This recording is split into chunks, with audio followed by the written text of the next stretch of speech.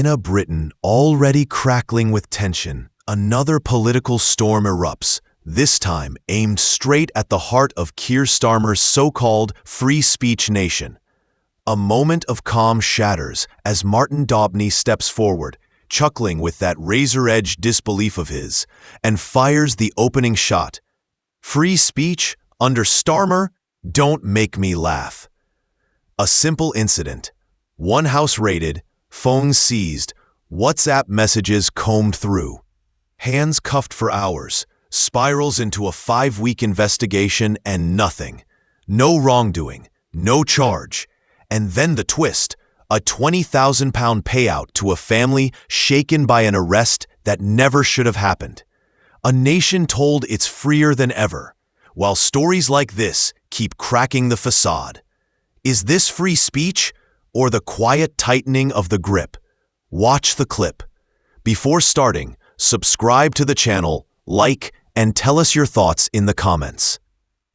From Hertfordshire arrested for comments on a school WhatsApp group. Well, they say that police have paid them £20,000 in damages.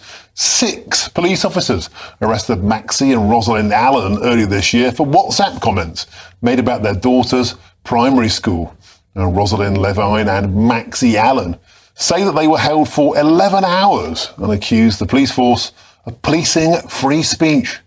Well, another day in Keir Starmer's wonderful free speech nation. To discuss that, I'm joined in the studio by the External Affairs Officer at the Free Speech Union and GB News contributor Connie Shaw. Connie, welcome to the studio. Always a pleasure to have your company. Here we go again.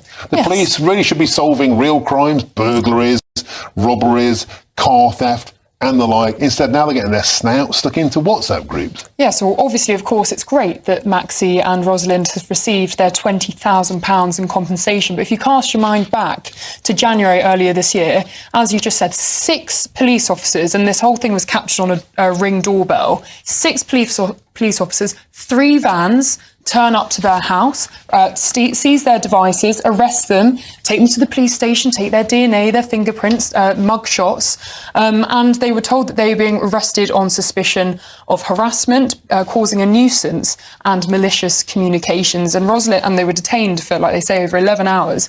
Rosalind says how when she was interviewed for the first time, she asked, "What's the evidence?"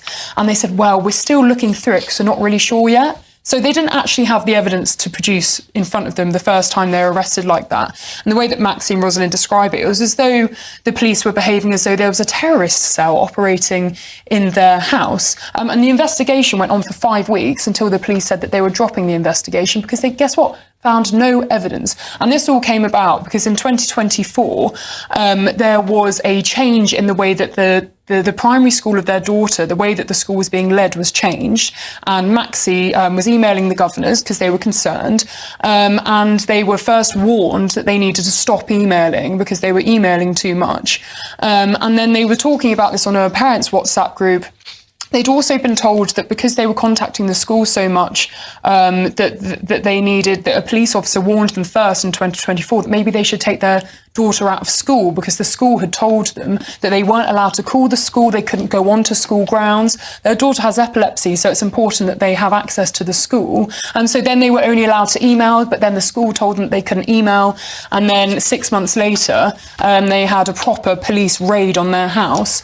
Obviously, the investigation was dropped and the Free Speech Union funded them to sue Hertfordshire Police for wrongful arrest, and this is their payout. This is the second time this year the Free Speech Union has secured a £20,000 payout. The first one was Julian Foulkes earlier this year when he was arrested for similar things posting online.